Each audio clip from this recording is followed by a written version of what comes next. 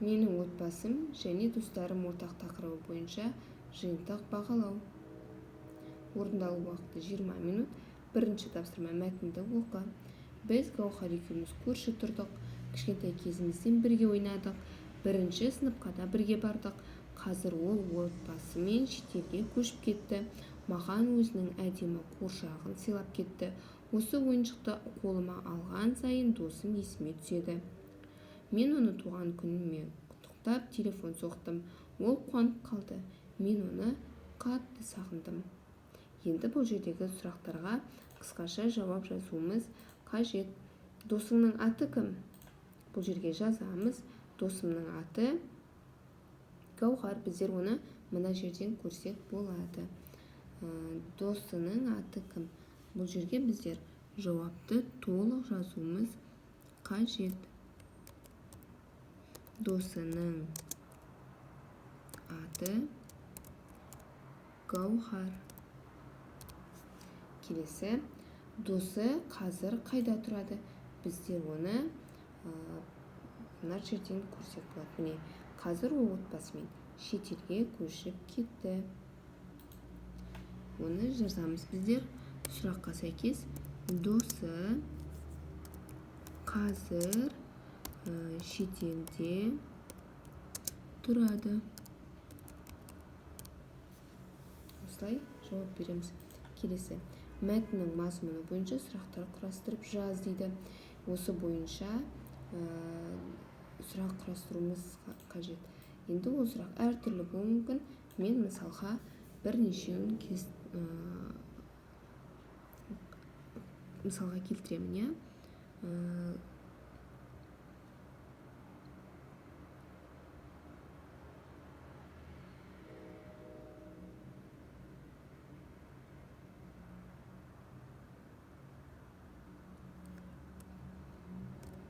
Досы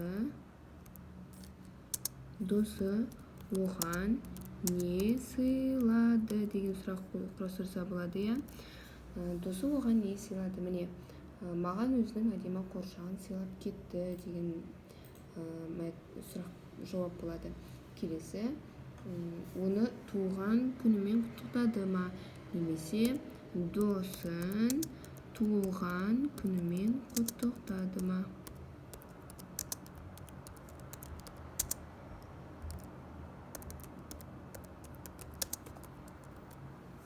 Ол досын туған күнімен құттықтады. Ол қуанып қалды деген жауап.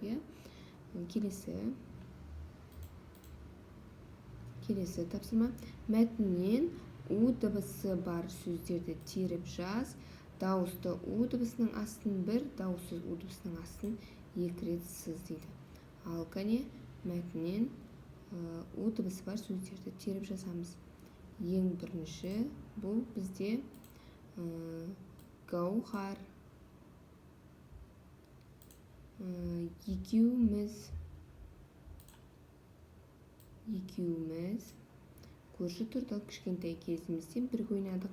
Бірінші сыныпқа да бірге бардық. Қазір ол отбасымен шетелге көшіп кетті. Маған өзінің әдемі қуыршағын сыйлап кетті. Осы ойыншықты қолыма алған сайын досым есіме түседі. Мен оған туған күнімен құттықтап телефон соқтым. Ол қуанып қалды. Мен оны қатты сағындым. Енді осы жердегі у дыбыстарының дауысты болса астын бір сызықпен, ал дауысты болса у дыбысының астын екі рет сызуымыз қажет. Ережені еске түсіреміз. Қай кезде у дыбысы дауысты болады? Егер оның алдындағы дыбыс дауыссыз болса, егер оның алдындағы дыбыс дауысты болатын болса, у дауыссыз болады. Ал жақсы, енді осы жерден бірге орындайтын боламыз. Алдымен дауысты болған кезіндегілерін сызып шығайық. Дауысты. Бұл Гаухар дегендегі бұл жердегі у дауыссыз болады. Өйткені алдындағы дауысты. Екеуміз бұл жерде дауыссыз болады. Келесі бірге бардық. Қуыршағын деген жердегі у дауысты болады. Сондықтан оның астын бір сызықпен ғана сызамыз. Келесі сөз бұл туған күн. Бұл жердегі т дауыссыз, сондықтан бұл жердегі у дауысты болады. Келесі қуанып. Бұл жердегі у дауысты болады, себебі алдындағы тұрған қ дауыссыз дыбыс. Келесі енді біздер удың дауыссыз болған кезіндегісін орындайтын боламыз.